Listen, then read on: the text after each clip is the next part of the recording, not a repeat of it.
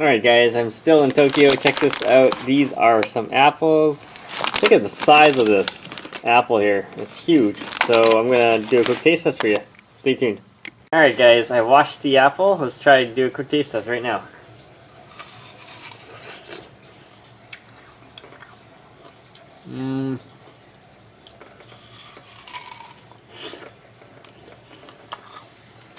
Okay, so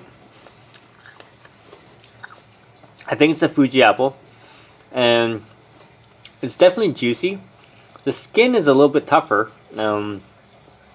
It's not as thin as the Chinese ones,